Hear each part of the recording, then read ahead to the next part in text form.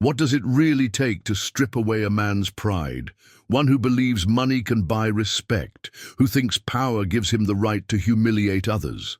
Picture this. A grey, rainy afternoon in Boston, the streets buzzing with people rushing home, umbrellas colliding in the crowd. In the middle of it all, a sleek black car pulls up in front of a cafe, its glossy finish reflecting the streetlights. Out steps Michael, a millionaire whose tailored suit and polished shoes are meant to announce one thing: status. He carries himself as if the world should move aside for him, as if his very presence is worth more than the lives of those around him. But on this day, his arrogance would collide with something he never expected: the quiet courage of a child. It happened fast, almost too fast for the bystanders to process. A boy, maybe 12 years old, stood near the cafe door. His name was Ethan. His clothes were worn, his sneakers scuffed, and his small hands clutched an old backpack as though it carried his whole world. He didn't beg aggressively, he didn't shout. He simply looked up at strangers passing by, asking softly if they had any spare change or even a piece of bread. Innocence was written all over his face, but so was hunger. Have you ever seen someone like that? Someone who doesn't ask for much, yet reminds you of everything we often take for granted. Michael saw him too, but instead of compassion, instead of a shred of kindness, his response was sharp, cutting, and cruel. "Get away from me, you're dirty," he said, loud enough for everyone to hear. The word hung in the air like a slap. Dirty. One word, but heavy enough to silence the street for a moment. People turned, their eyes bouncing between the powerful businessman and the frail boy. Some looked down, uncomfortable. Others frowned, their disapproval clear. Still, nobody spoke up. And maybe that's what makes this story so striking. How one insult, one careless dismissal, can reveal the true nature of a person. Michael, with all his wealth, thought humiliating a poor child in public would go unnoticed. He thought his power gave him the right to crush someone smaller, someone vulnerable. But what he didn't know, what you're about to discover now, is that Ethan was not just any child.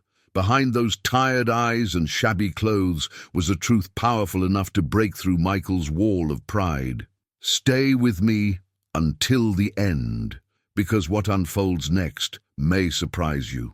In a society where appearances often dictate judgment, this moment forced everyone present to ask themselves, what does it mean to be dirty? Is it about torn clothes and unwashed hands? Or is it about a heart hardened by arrogance? Have you ever been through something like this, judged unfairly by how you looked, by circumstances you couldn't control? If so, you know how deeply those wounds can cut. The rain tapped harder against the sidewalk, as if amplifying the tension. Ethan stood there, motionless, absorbing the insult, yet refusing to look away. His silence wasn't weakness. It was strength waiting to speak. And for the first time, Michael felt something unfamiliar creeping in: unease. He noticed the stares of the crowd, the subtle shift in energy, the quiet judgment now directed at him. The proud millionaire who had built his empire on dominance and control was suddenly the man everyone wanted to question. What Ethan revealed next would change everything, because hidden beneath his fragile appearance was a story that no amount of wealth or arrogance could erase. And in just a few moments, Michael would realize that the word he used so carelessly was about to come back to him with a weight he could never have imagined. The moment hung heavy in the air, and maybe that's why it struck so deeply, because it wasn't just Michael and Ethan standing there. It was all of us. Every person watching silently became part of the story, reflecting on times when they'd seen arrogance crush innocence, or perhaps when they themselves had been dismissed, overlooked, or judged unfairly. Have you ever lived something like that? A moment when someone's words cut deeper than they realized? If so, you know how powerful silence can be, and how much courage it takes to hold your ground. And that's why I want to pause for just a second, not to break the story, but to invite you into it. Because this isn't only Michael's moment or Ethan's moment, it's a mirror. If what you've heard so far resonates with you, if it stirs, Something inside. I'd love for you to share your thoughts in the comments below. Tell me if you've ever witnessed or experienced something similar. Your story could connect with someone else who needs to hear it right now. When you like this video, it's not just a button you press. It's a signal that these stories matter, that empathy and justice should have a place in the conversations we share. And subscribing, that's how you and I stay connected, how we continue building a space where voices like Ethan's are heard, where arrogance meets its lesson, and where resilience shines through. This channel only grows because of you, and your presence here makes all the difference. So if this moment already made you stop and think, join me in this journey. Leave a comment, drop a like, subscribe if you haven't yet. Together we can make sure stories like this keep reaching people who need a reminder that humanity and kindness still matter. And now, back on that rainy Boston street, with the crowd still frozen and Ethan standing tall in his quiet defiance, the stage was set for a revelation Michael never saw coming. Michael was not just a man with money. He was a man who had built his entire identity around it. In Boston, where old brick buildings line the streets and power often hides behind polished office windows, Michael stood out as one of the untouchable. He was known for his towering downtown office, the kind of place with glass walls that seemed to announce, "I made it." His suits were always tailored, cut from Italian fabric that whispered luxury, his watches glimmered under boardroom lights, and his car, a black Mercedes, always spotless, was his crown. To Michael, every detail was calculated to remind others of the gap between him and them. In his mind, respect was measured in bank balances, and value was written on price tags. If he dined in a restaurant, it wasn't for the food, it was for the prestige of being seen there.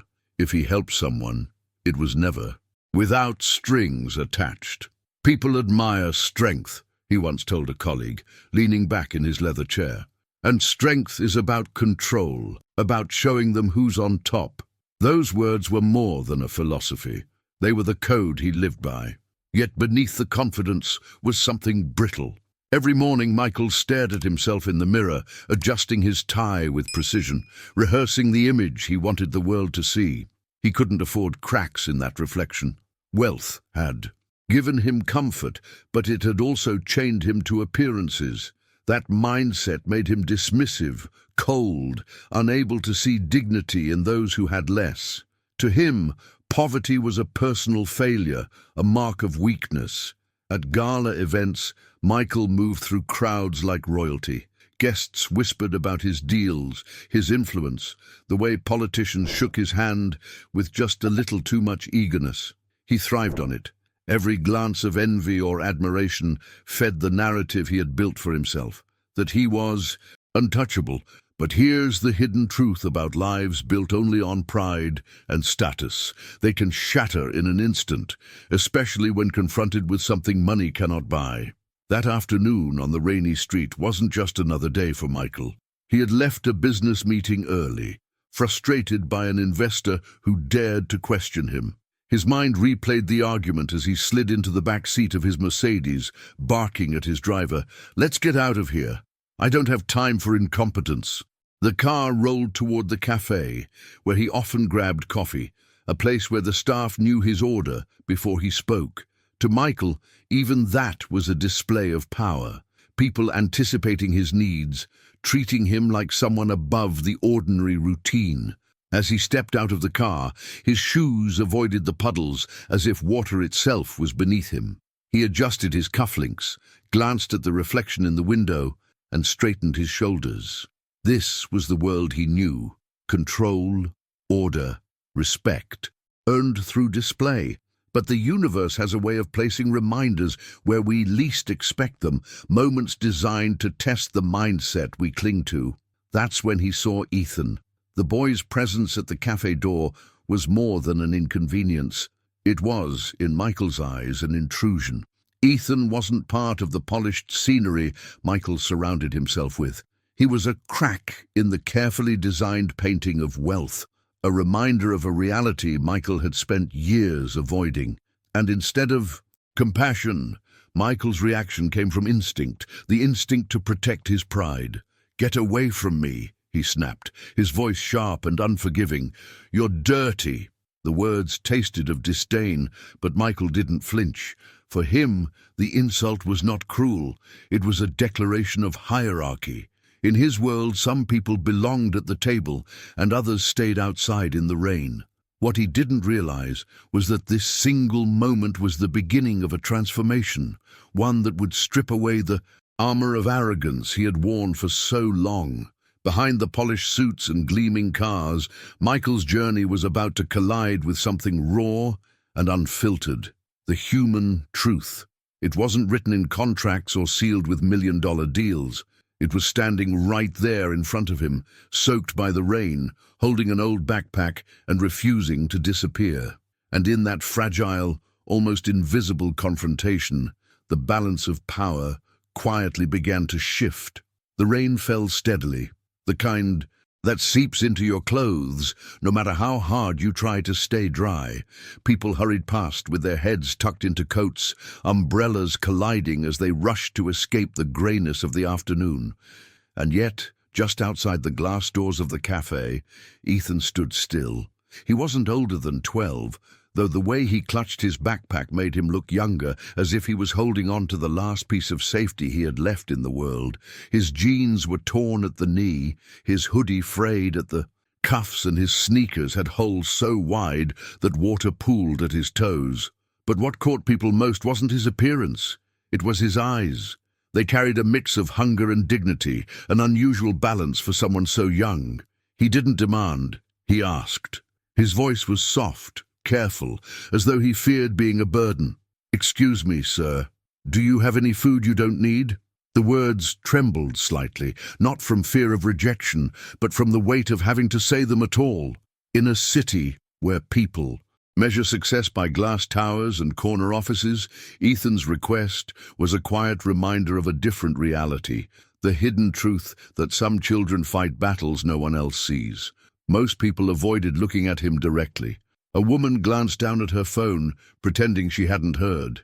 A man in a suit muttered, "Not today," without slowing his stride. Even inside the cafe, through the glowing windows, people shifted uncomfortably, hoping someone else would step forward. Ethan, however, didn't. Let their silence crush him. Every no was met with a polite nod, every brush-off with a quiet, "Thank you anyway." It wasn't resignation, it was resilience, the kind that grows when life has given you few choices, but to keep asking, keep standing, keep hoping. He had been there for more than an hour, waiting patiently, even as the rain dampened his sleeves and the cold numbed his fingers. His courage was in the persistence, in the small decision to show up on that corner, knowing humiliation might come with it. That kind of bravery often goes unseen because people mistake it for weakness. But if you look closely, you realize it takes far more strength to face the world with empty hands than it does to walk through it with full pockets. Michael noticed him almost instantly. To a man used to perfection, Ethan was an unwanted interruption.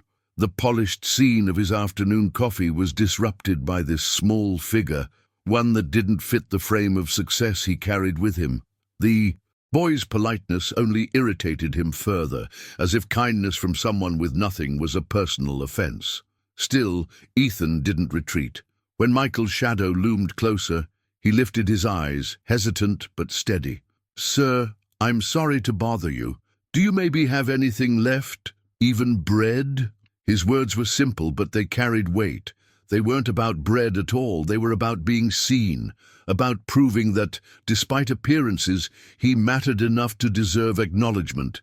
And here's where the contrast became striking. Michael's life was a theater of power plays and carefully chosen gestures designed to impress. Ethan's life, on the other hand, was a raw, behind-the-scenes version of survival. Every word measured not for prestige, but for survival. One lived in excess, the other in scarcity, yet it was Ethan's humility that had the greater impact in that moment. The bystanders felt it too. A waitress on break leaned against the cafe doorframe, watching closely.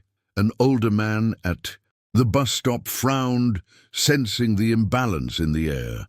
They didn't speak, but their silence was heavy, almost protective, as though waiting to see if anyone would cross the line of cruelty.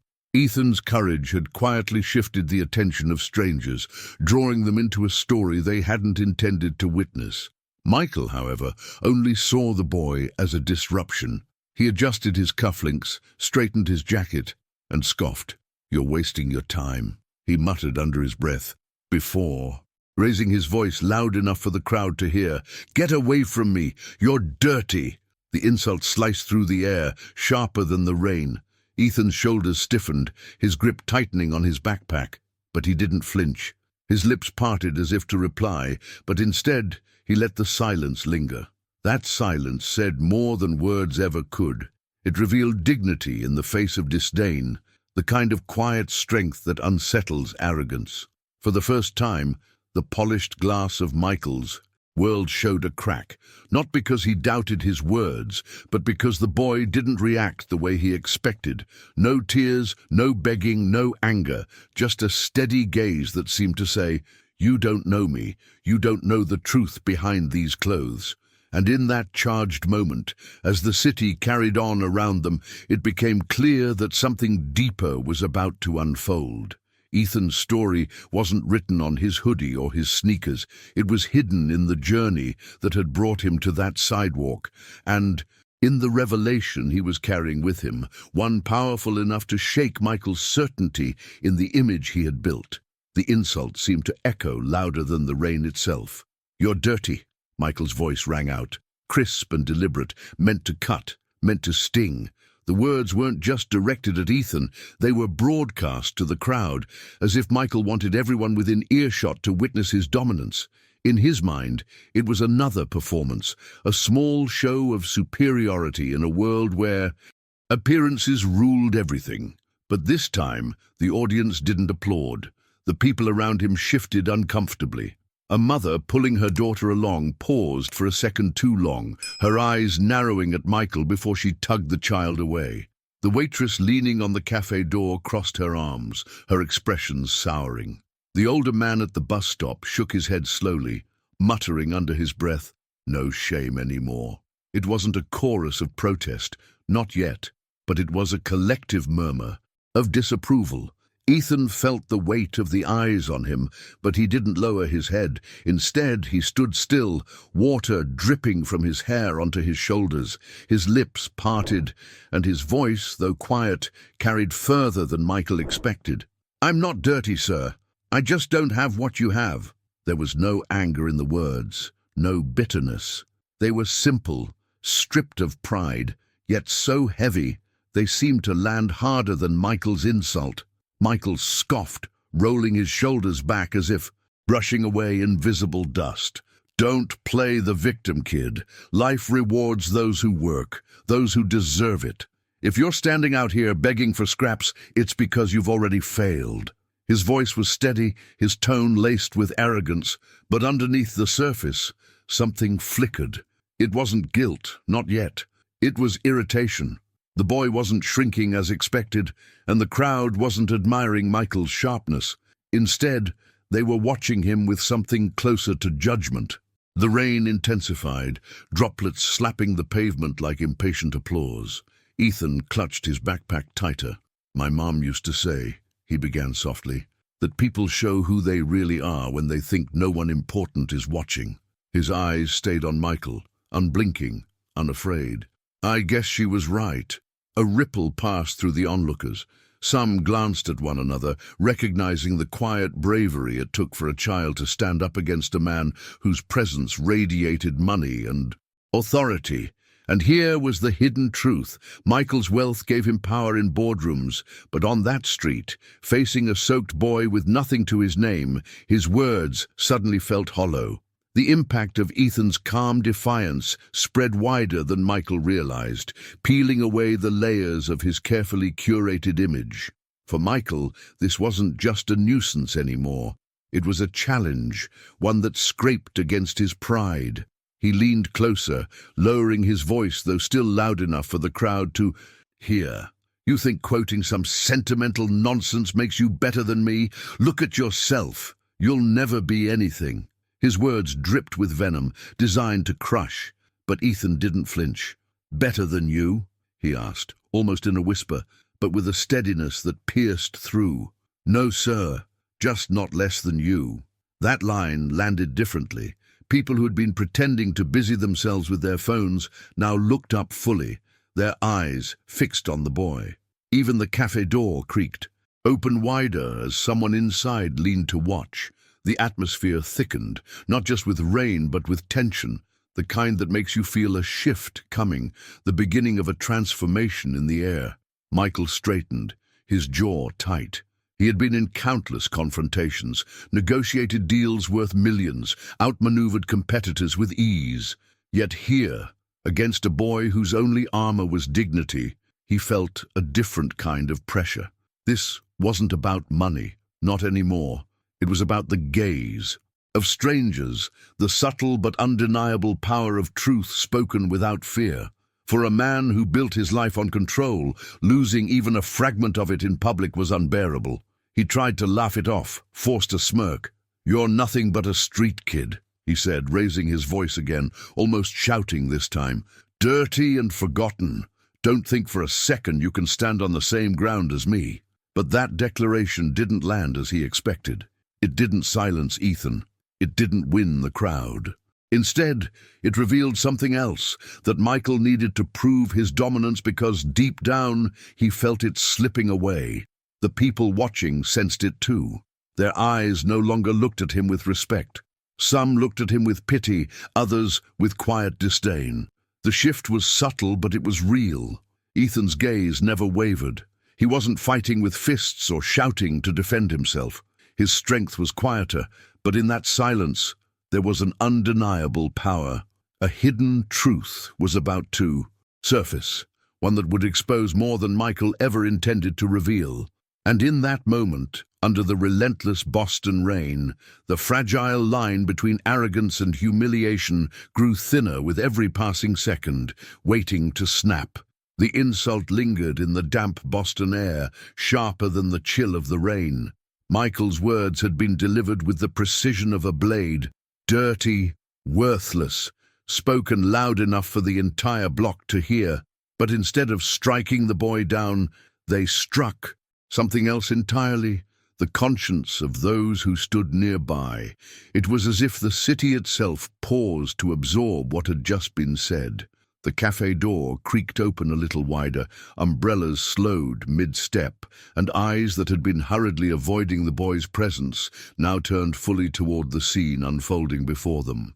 The waitress at the cafe door was the first to react, though she said nothing at first. Her apron was damp from the mist that blew in each time the door opened, and her arms were crossed tight across her chest.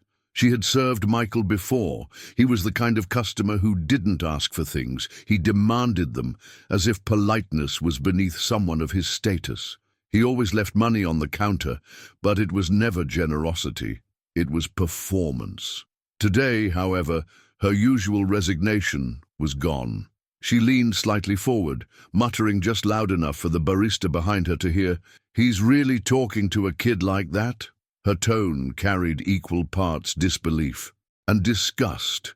Not far away, on a weathered bench by the bus stop, an older man shifted uncomfortably. His cap was pulled low, shielding his eyes from the drizzle, but he had a clear view of Michael and Ethan. He was no stranger to hardship. The lines on his face told the story of decades of labor, of choices that had often been made from necessity rather than luxury. He tapped his cane against the ground, shaking his head slowly. "Arrogance'll eat a man alive," he muttered to no one in particular. The words were almost swallowed by the rain, but they carried the weight of truth earned over a lifetime. Even Michael's own driver, standing beside the gleaming Mercedes, couldn't escape the unease.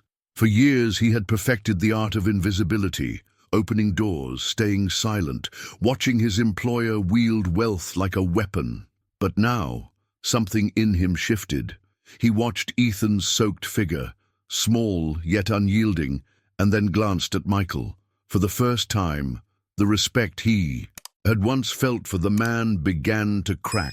What he saw wasn't strength, but desperation disguised as power.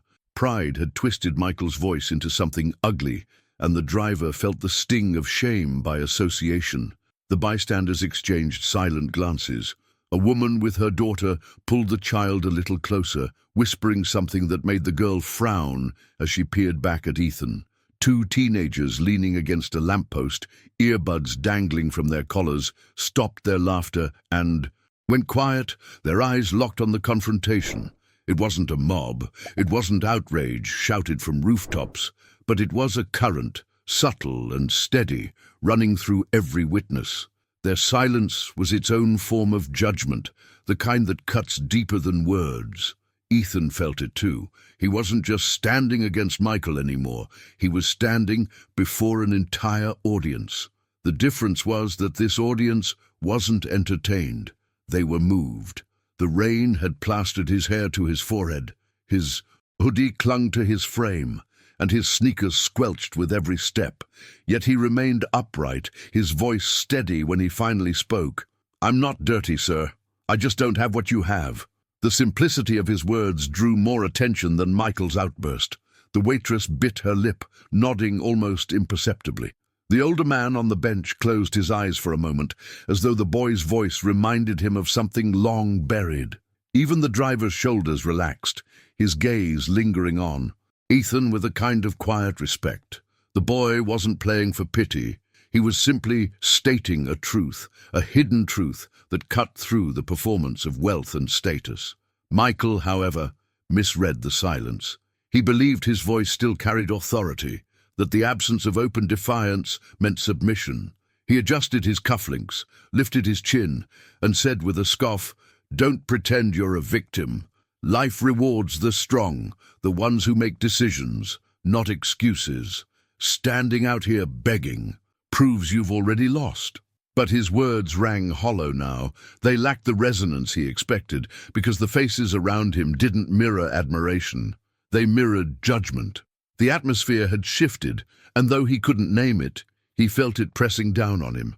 Ethan's reply came softer, but it struck harder. "My mom used to tell me," he said, meeting Michael's gaze without flinching, "that people show who they are when they think no one important is watching." The boy's voice trembled. Only slightly, but it carried enough conviction to ripple through the gathered strangers. I guess she was right. The effect was immediate. The waitress let out a breath she hadn't realized she was holding. The man on the bench tapped his cane once, as if in agreement. A teenager whispered, "Did you hear that?" to his friend, but kept his eyes glued to the scene. Even the driver shifted his stance, his gaze locked on Michael now, with a subtle but unmistakable disappointment.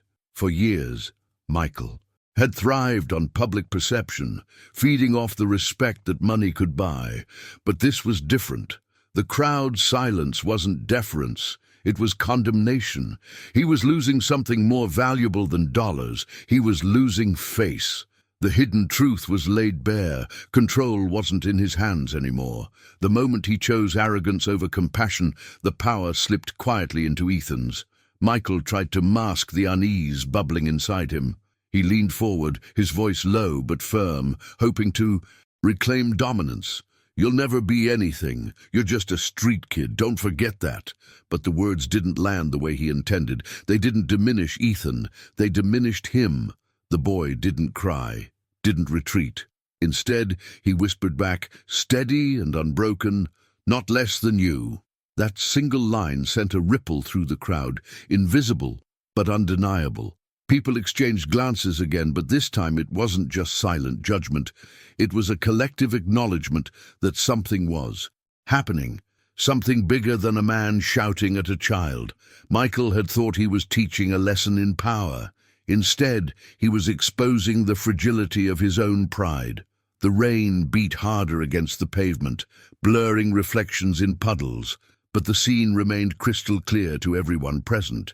It wasn't about clothes, or money, or appearances anymore. It was about dignity, the kind that can't be bought, the kind that stands even when everything else is stripped away. And as the silence thickened once again. The witnesses knew instinctively that this was not the end of the confrontation. Something deeper was stirring, a revelation waiting to break through, one that would not only challenge Michael's pride, but unravel the story he had told himself for years about what truly defines a person's worth. The drizzle had turned into a steady curtain of rain, pooling in the cracks of the Boston sidewalk, soaking coats and dripping from umbrellas. Yet no one moved away. The tension held them there, a moment suspended between cruelty and revelation. Michael's last words still clung to the air, harsh and sharp, but what followed was heavier still. Ethan shifted his backpack higher onto his shoulder, his small hands trembling, not from the cold, but from the weight of what he was about to say. His lips parted, and when his voice finally came, it wasn't loud, but it carried with a strength that cut deeper than any insult. "You don't remember me," he began softly, locking eyes with Michael, "but you knew my mom." The crowd seemed to lean in without realizing it. The waitress straightened, her frown deepening. The man on the bench tilted his head, listening more closely. Even Michael's driver, who usually avoided any sign of involvement, turned fully toward the boy. Ethan's words faltered for a moment, as if each syllable cost him something. "Her name was Sarah. She worked for your company, in the cleaning staff. She scrubbed the offices you walked through every morning. She kept the floors shining so your shoes wouldn't ever know the dirt outside." His voice wavered, but his eyes never dropped. "You fired her the day she got sick. Said she was too weak to keep up. Said people like her didn't belong in your building if they couldn't handle the work." Michael's jaw stiffened, a flicker of recognition flashing in his eyes, though he quickly masked it with a scoff. "I don't remember every employee. People come and go. That's business." He tried to dismiss it, but the crowd's silence pressed harder. Ethan took a shallow breath, his chest rising and falling rapidly. It wasn't just business. It was her life. She begged for another chance. I was there, standing outside the office door when you walked past like she didn't even exist. You looked at her the same way you looked at me just now. His hand tightened on the strap of his backpack, knuckles white. She went home that day with no job, no money, and still sick.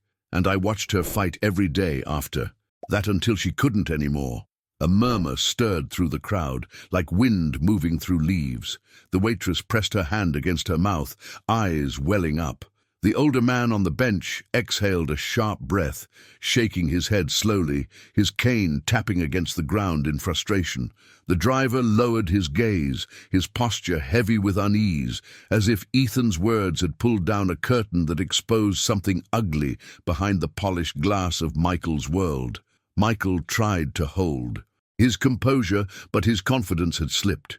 His shoulders weren't as square now, his smirk less convincing. "People get sick. It's not my fault," he said, though his voice carried a crack he hadn't intended. Ethan's reply was immediate, steady, each word striking like a quiet hammer. "It wasn't her fault either, but you made it hers. You called her useless, and now you call me dirty. But the truth is I'm standing here because of the choices you made." The rain tapped against the awning above. The cafe, each drop accentuating the silence that followed. Strangers exchanged glances again, but this time their eyes weren't just filled with disapproval. They carried anger, sorrow, and empathy. It was as though Ethan's story had reached into each of them, pulling out memories of times they had seen injustice go unchallenged. Michael's hands flexed at his sides, searching for control that was slipping further with every passing second. His wealth, his power, the armor he wore so confidently, all seemed to shrink under the weight of a boy's trembling but undeniable truth. For years, he had hidden behind contracts, deals, and polished words, but here, in the rawness of the street, his decisions had come back to life in the eyes of a child. Ethan blinked against the rain, his voice soft but unwavering. "You think I'm dirty because of these clothes, because of where I stand. But it's not dirt. It's the shadow of what you did. You made sure we lost everything. And now, when you look at me, you don't see who I am. You see the consequences of your own choices." The driver shifted uncomfortably, staring at Michael as if seeing him for the first time. The waitress whispered something to her co-worker, her tone laced with both outrage and pity. Even passers-by who had only just stopped could sense the hidden truth breaking open in front of them. Michael's face hardened, but behind the hardness was something else. Fear, not of Ethan, not of poverty, but of exposure. For a man who lived to control the narrative, nothing was more terrifying than losing it in public. Yet here he was, stripped bare by the words of a boy whose voice carried more authority than his millions. And in that moment, the rain didn't feel like noise anymore. It felt like a rhythm, a drumbeat underscoring the transformation that was quietly unfolding. Ethan hadn't raised his voice, hadn't demanded sympathy. He had only told the truth, a truth that revealed the cracks in Michael's empire, the hidden cost of arrogance and cold decisions. The crowd didn't move, their silence thicker than before. Their eyes said what their mouths didn't, that Michael's power had just been tested and found hollow. Ethan, small and trembling, had revealed more than just his story. He had held up a mirror, one Michael could no longer avoid. And though the boy's voice finally went quiet, the air around them pulsed with anticipation. Something greater was building, an impact waiting to unfold, and Michael's pride, already fractured, was about to face its sharpest blow yet. For the first time since stepping out of his car, Michael felt the air tighten around him, not in reverence, but in resistance. The boy's words had struck something he wasn't prepared to face, and though his instinct was to fight back, the silence of the crowd made every attempted defense feel thinner, weaker. He had faced ruthless negotiations, competitors who wanted to crush him, even journalists eager to twist his image, but none of them had ever disarmed him the way this trembling child did. The silence was no longer passive. It had a weight to it, a judgment that pressed against Michael's carefully polished armor. Every bystander's stare became a mirror, reflecting not the successful entrepreneur he projected, but the man who had just been exposed for what he was. He adjusted his tie, a nervous gesture he hadn't done since his earliest days in business, when confidence was something he had to practice rather than embody. Inside, Michael's thoughts raced. How does this boy know her name? How many people are listening? His pride wanted to dismiss Ethan's words, to laugh them off as childish exaggeration. Yet a memory flickered, uninvited. A woman with tired eyes and steady hands, kneeling to scrub the marble floor of his office lobby. Sarah. He had spoken to her once, barely, when he demanded she polish the brass handles again because they weren't shining enough. And yes, he remembered the day she left. She had coughed into her sleeve as she begged his assistant for another chance. He hadn't even stopped walking. He hadn't thought of her again until now. Michael's lips parted as if to speak, but no words came. That hesitation, so brief yet so visible, was enough. The crowd noticed it. The waitress at the cafe door tilted her head, eyes narrowing as if confirming her own suspicions.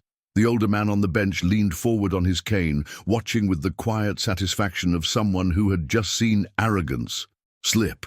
Even the driver, usually stone-faced, looked at Michael with the faintest trace of disappointment. Ethan saw it too. He saw the flicker in Michael's eyes, the crack in the facade. And instead of shrinking, he stepped closer, the rain dripping from his hair. "You remember her," he said softly.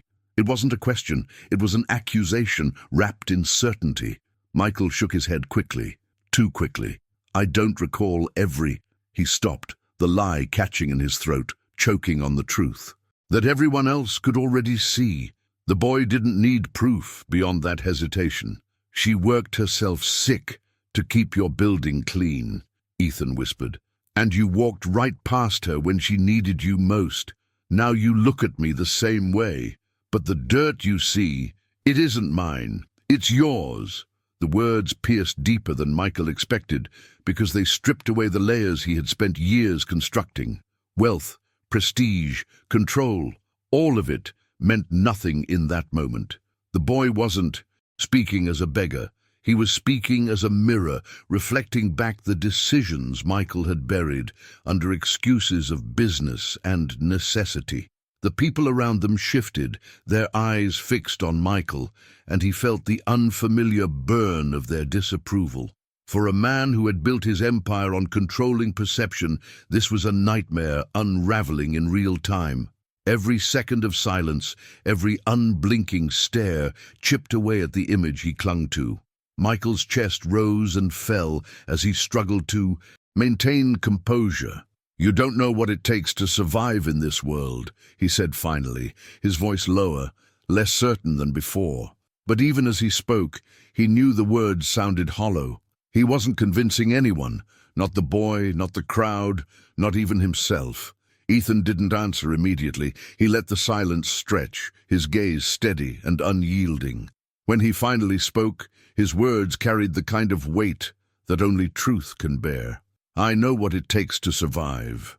I've lived it every day since you took everything from us." The crowd shifted again, but this time the silence was no longer just judgment. It was condemnation. A young woman whispered to her friend, shaking her head. The older man on the bench muttered something about shame. Even inside the cafe, faces pressed against the glass, their expressions grim. Michael was surrounded, not by force, but by the undeniable impact of truth. He swallowed hard, his throat tight. The rain felt colder now, his expensive suit clinging uncomfortably to his frame. For the first time, Michael realized he wasn't the one holding the stage anymore. He wasn't the one in control of the narrative. The boy was. Ethan's voice, trembling but resolute, had shifted the balance of power in a way money never could. And in that raw moment, Michael understood something he had spent his entire life avoiding.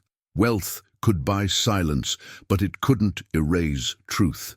And once spoken, truth had the power to undo everything. He tried to look away, to dismiss the crowd with a gesture, but their stares held him there. His mask was cracking, pieces falling with each second. He couldn't reclaim the certainty he once wore like armor. And deep down, beneath the pride still clawing for dominance, fear began to take its place. Ethan didn't move, didn't gloat, didn't raise his voice. He didn't need to. His very presence was enough to unravel the illusion. And as the boy stood firm under the rain, Michael's empire of arrogance began to falter, one unspoken truth at a time. The silence around them was no longer empty. It was charged, electric, waiting for what would come next. And Michael, for the first time in years, felt small, exposed, and cornered by the weight of his own past. The rain kept falling, but the silence had thickened into something that felt alive, pressing in on Michael from every angle. His polished shoes gleamed under the streetlights, but even they seemed out of place now, like ornaments in the wrong story. His mask, of confidence once so untouchable, was visibly crumbling, and the boy's steady gaze was undoing years of carefully curated authority. Yet, it was not Ethan who delivered the next blow. It was someone else. From the edge of the gathering, a figure moved forward. An older woman, bundled in a long coat and clutching a faded umbrella that had seen too many storms, stepped past the crowd with slow, deliberate movements. Her face was worn, lined by time and struggle, but her eyes carried clarity, the kind that only comes from witnessing both suffering and resilience. She stopped a few feet from Ethan, her gaze fixed not on the boy, but on Michael. "I know this child," she said, her voice steady and clear enough to pierce through the rain. The crowd shifted, making room for her words. "And I knew his mother. Sarah lived 2 doors down from me for years. She was the kind of woman who would bring soup when you were sick, even if she had none for herself. She mended clothes for neighbors without asking for payment. She watched other people's kids so they could work extra shifts. She gave more than she ever had." Ethan turned toward her, eyes widening. The recognition in his face revealed that he remembered her too. "Mrs. Callahan," he whispered. The woman's expression softened for a moment, a fleeting warmth amid the tension. "Yes, Ethan. I watched your mum work herself to the bone, and I saw how proud she was of you. She used to say you were her reason for waking up, no matter how hard. Things got. Her voice cracked just slightly, but she steadied herself, straightening her shoulders as her gaze swung back to Michael. And I also remember the day she lost her job at your company. I remember the tears in her eyes when she came home, trying to smile so her boy wouldn't see her pain. But we all saw. The murmurs in the crowd grew louder, people exchanging words now, voices carrying fragments of outrage and recognition. The waitress muttered to a co-worker, "I knew that boy. Looked familiar." The man on the bench grunted, "So it's true. She was one of his." Even Michael's driver glanced at the older woman with something that looked dangerously close to agreement. Michael tried to recover his footing, raising his chin in defiance. "You can't blame me for every hardship in the world. Companies make decisions, that's life. People move on." But the words lacked conviction. They sounded defensive, flimsy against the tide of testimonies. Mrs. Callahan's eyes narrowed, and she stepped closer. "Move on." Sarah never had that chance. She didn't just lose a job, she lost the one steady thing that kept her afloat. And do you know what happened, Michael? She still found ways to help people, even when she was sick. She still showed kindness in a world that gave her none. Meanwhile, you, she pointed at him with a hand that didn't tremble, walked past her like she was invisible. And now you do the same to her child. That's not strength. That's cowardice. The impact of her. Words rippled outward. The crowd's silence turned into quiet affirmations, the kind that spread quickly in groups. Strangers nodded, eyes sharpening with shared realization. This wasn't just a confrontation between one boy and one man anymore. It was a revelation, a collective memory resurfacing. Michael's arrogance had destroyed more than one life, and the people who had witnessed it were no longer content to stand silent. Ethan's shoulders straightened, as if the woman's presence gave him renewed strength. He glanced at her, then back at Michael. His voice was softer now, but no less firm. "You thought firing her was just a decision, but decisions don't vanish. They ripple. They change people's lives forever." Michael clenched his jaw, but the hesitation in his eyes betrayed him. For the first time, he looked smaller, not because he was physically diminished, but because the truth had stripped him of the armor he depended on. His wealth, his tailored suit, his polished image, none of it mattered under the weight of what was being revealed. The rain hammered harder, bouncing off umbrellas and hoods, yet no one moved away. They stayed rooted in place, as if compelled to see this moment through. Michael, once the center of admiration, now stood isolated in the circle of judgment. Every eye on him wasn't watching a powerful man. They were watching the unraveling of a facade. And the most dangerous part for him was that the truth was no longer confined to whispers between a boy and a crowd. It had been spoken aloud, confirmed, and echoed by others. Once released, it couldn't be buried again. It had become something larger, something irreversible. Mrs. Callahan's voice softened, but it carried the final strike of her revelation. "Sarah may be gone, but her memory isn't.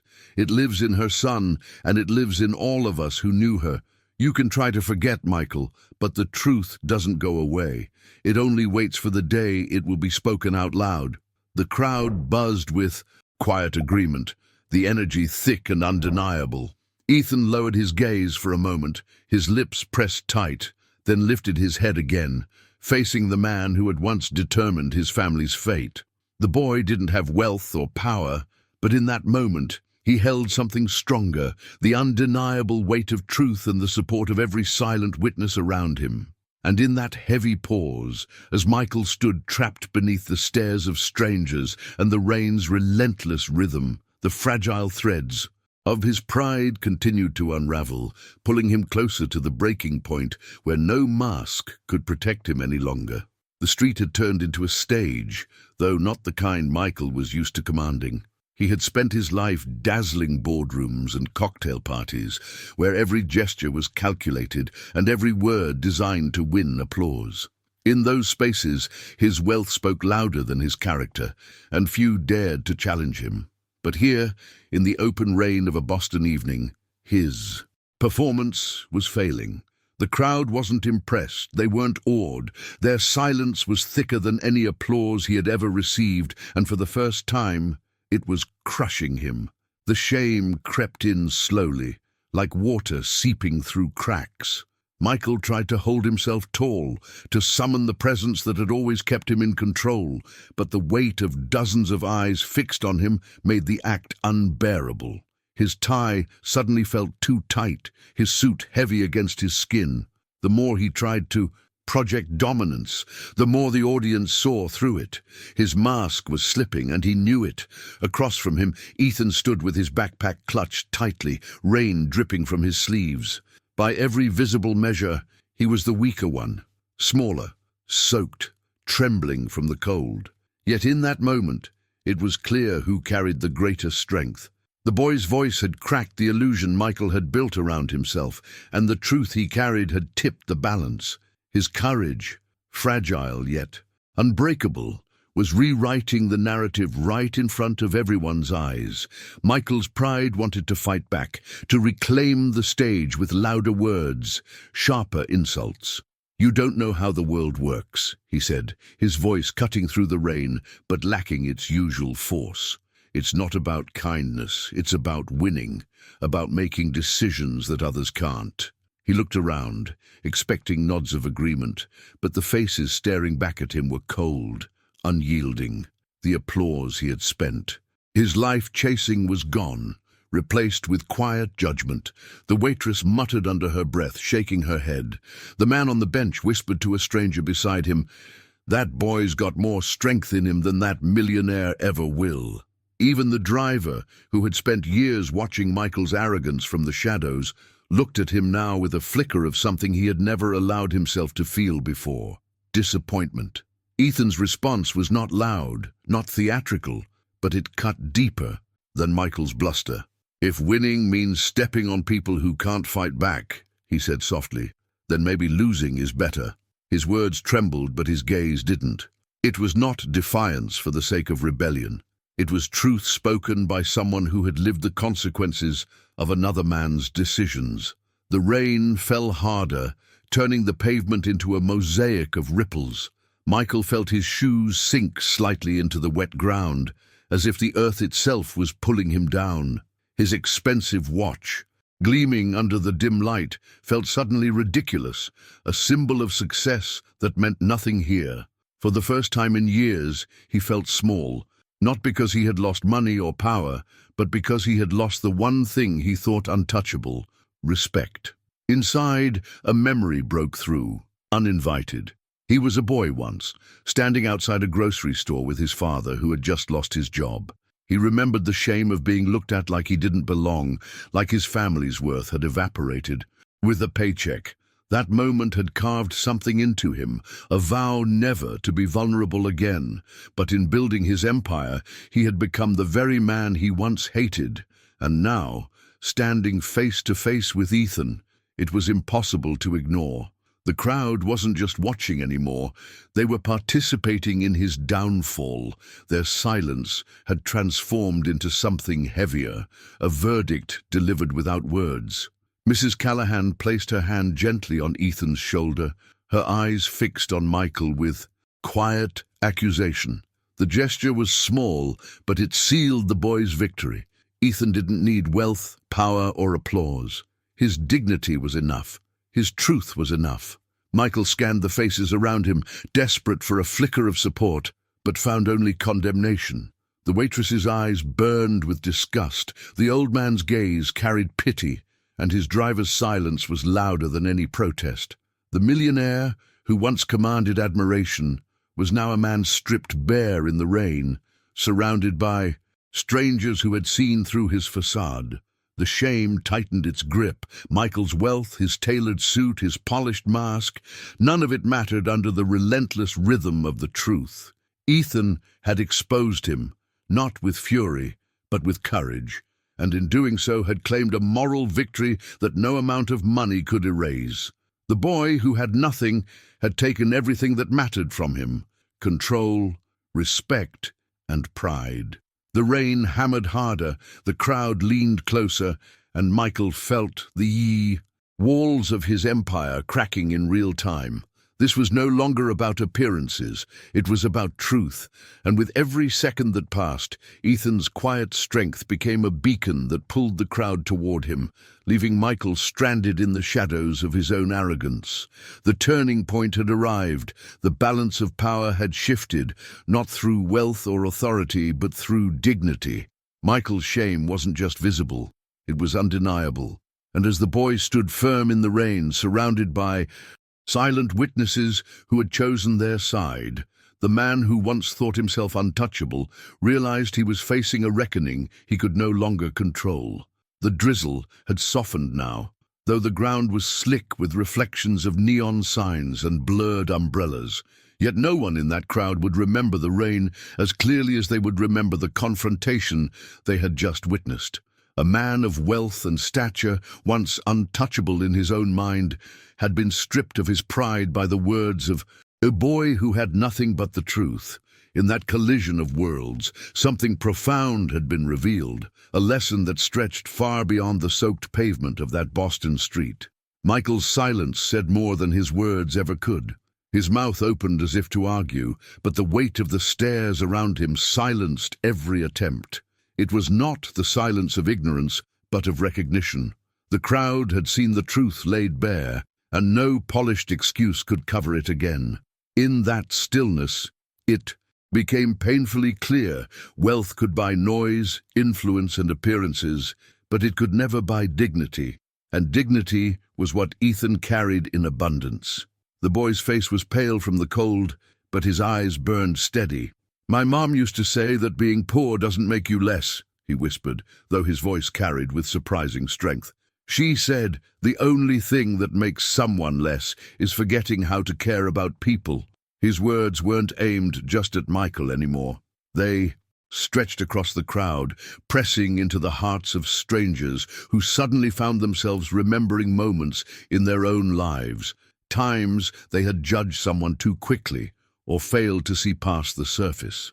The waitress at the cafe bit her lip, recalling how often she had hurried people like Ethan away from the door to keep customers comfortable. The older man on the bench closed his eyes briefly, remembering his own childhood when a single act of kindness had once kept his family afloat. Even Michael's driver looked down, his reflection shimmering in the puddle at his feet, as if realizing that silence in the face of cruelty made him complicit. Michael's mask, once so carefully maintained, was gone. What remained was a man cornered not by fists or force, but by truth. The irony was brutal. He had believed himself powerful because of money, yet in the eyes of those who mattered at this moment, he was powerless. The boy he had called dirty stood taller now, not because of height, but because of the courage that had carried him through shame and loss without breaking his spirit. And that is where the lesson unfolded. Worth was not stamped on price tags or engraved on cufflinks. It was not measured in the square footage of offices or the shine of a luxury car. True worth lived in compassion, in the quiet strength to endure hardship without letting it harden the heart. Ethan embodied that truth, while Michael exposed its absence. The question lingered in the air, unspoken yet undeniable. How often do we judge by what we see on the outside, never pausing to wonder about the hidden journey behind someone's eyes? How many times have we mistaken worn clothes for weakness or arrogance for strength? The crowd had gathered, expecting nothing more than another rainy afternoon, but they left holding a mirror to themselves. Michael turned his gaze downward, unable to meet the eyes of the people surrounding him. For the first time in years, he wasn't the one teaching lessons. He was the one receiving them painfully, publicly, without escape. Ethan, meanwhile, didn't gloat. He didn't smile in victory. He simply stood still, breathing in the damp air, his presence alone, proof that survival, resilience, and dignity carried more weight than gold. The rain eased into a drizzle once more, almost as though the storm itself had chosen its moment to pass. The city hummed in the distance, but here, on this single stretch of sidewalk, the noise of Boston felt muted. What remained was the quiet imprint of transformation. The undeniable sense that something had shifted, not only in Michael, but in every witness who had seen the truth surface. And as the crowd began to disperse, carrying the story with them, Michael's figure lingered, diminished under the glow of the streetlight. Ethan's words and the echoes of Sarah's memory through Mrs. Callahan clung to him like the rain on his suit. They were reminders he could not shake. The millionaire had measured his life by wealth, but now he was learning, painfully, that the only currency that truly endures is compassion. The scene didn't close with applause nor with anger. It closed with reflection, with questions that each person carried into the night. And in that reflection lay the true impact of what had happened, the recognition that real strength, the kind that transforms not just one life, but many, has never been about riches or pride. It has always been about the choice to see others, to listen and to care. The boy who had been dismissed as dirty had revealed the hidden truth that dignity cannot be erased, even by arrogance. And for Michael, standing under the relentless glow of judgment, the lesson was only beginning. And that's where this story leaves us, with a reminder that what truly defines someone isn't what they own, but the way they choose to treat others. If you've stayed with me all the way to this point, it probably means something in this message resonated with you. Maybe it stirred a memory, maybe it made you reflect, or maybe it simply reminded you of the power of dignity in the smallest moments. If that's the case, let me know in the comments. Just write something like, "I'm with you until the end," or "This message was for me." It's always powerful to see how these stories land with each of you. And of course, a like on the video helps keep these kinds of reflections alive and reaching more people who might need to hear them. If you want to walk with me through more stories like this one, consider subscribing. It's the best way to stay connected and keep these conversations going.